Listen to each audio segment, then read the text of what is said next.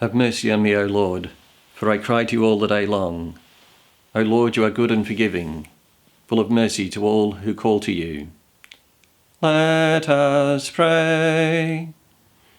God of might, giver of every good gift, put into our hearts the love of your name, so that by deepening our sense of reverence, you may nurture in us what is good, and by your watchful care, keep safe what you have nurtured. Through our Lord Jesus Christ, your Son, who lives and reigns with you in the unity of the Holy Spirit, God, forever and ever. Amen.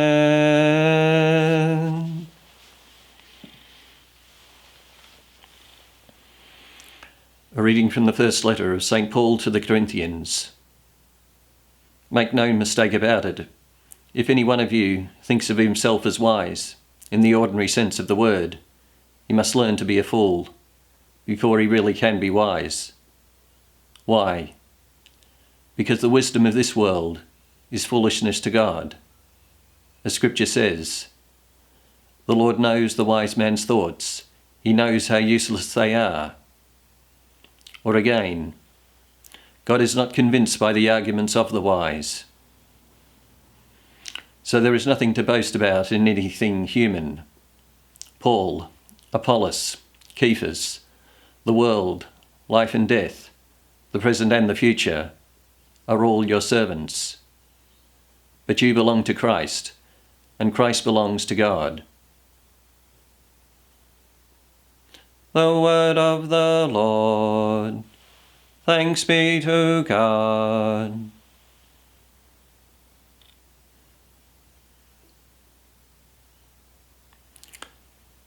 To the Lord belongs the earth and all that fills it. To the Lord belongs the earth and all that fills it. The Lord's is the earth and its fullness, the world and all its peoples. It is he who set it on the seas, on the waters he made it firm. To the Lord belongs the earth and all that fills it. Who shall climb the mountain of the Lord? Who shall stand in his holy place? The man with clean hands and pure heart, who desires not worthless things. To the Lord belongs the earth and all that fills it.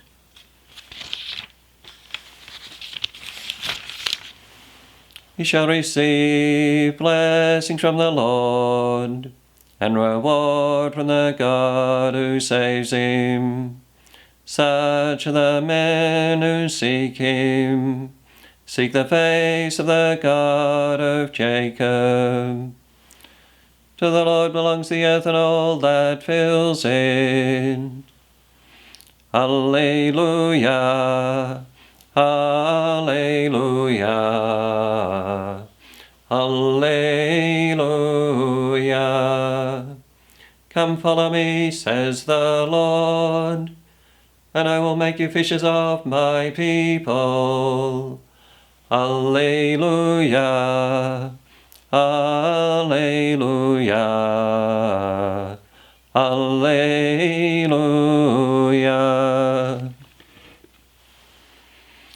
Jesus was standing one day by the lake of Genesseret, with the crowd pressing round him, listening to the word of God, when he caught sight of two boats close to the bank. The fishermen had gone out of them and were washing their nets. He got into one of the boats, it was Simon's, and asked him to put out a little from the shore. There he sat down and taught the crowds from the boat.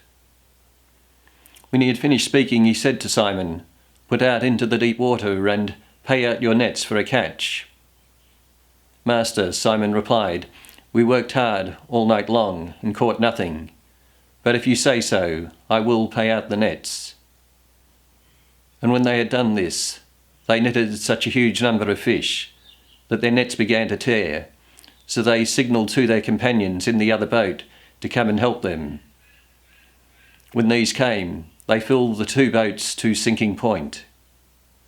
When Simon Peter saw this, he fell at the knees of Jesus, saying, "Leave me, Lord, I am a sinful man." For he and all his companions were completely overcome by the catch which they had made. So also were James and John, sons of Zebedee, who were Simon's partners.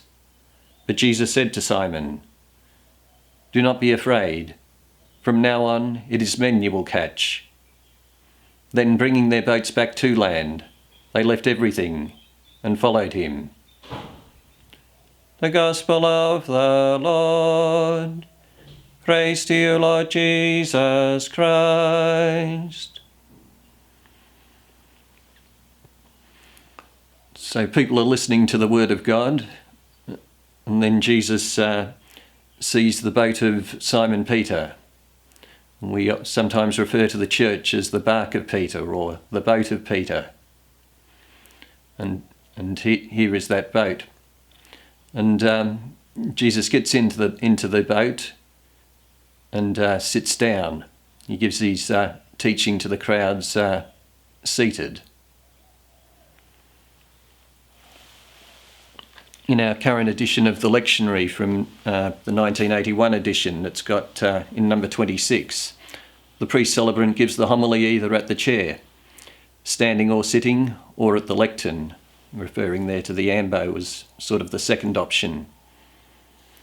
But that was changed in our most recent edition of the Roman Missal, the 2002 Latin one, or the 2010 English translation, which has in number 136, the priest standing at the chair or at the ambo itself, or if appropriate in another worthy place, gives the homily.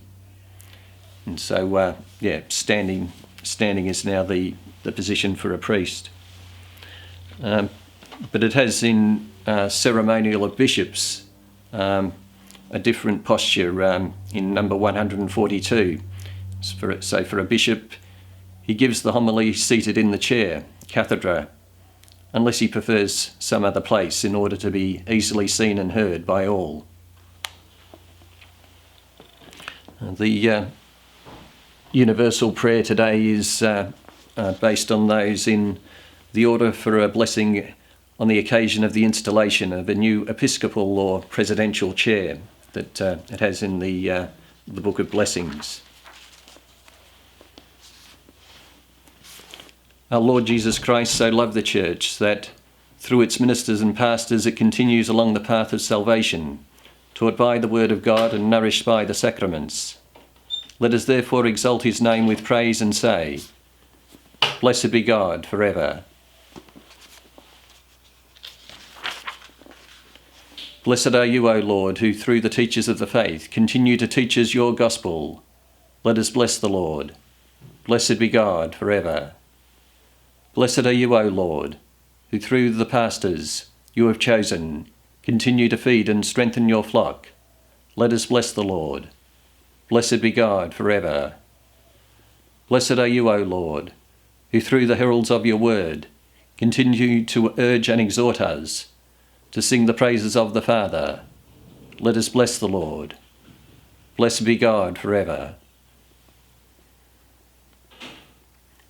Lord Jesus Christ, who taught the pastors of the Church not to want to be served by others, but to serve, grant that those who preside from the chair will proclaim your word ardently and celebrate your sacraments rightly, so that with the people entrusted to their care, they may come before the seat of your majesty, there to praise you without ceasing.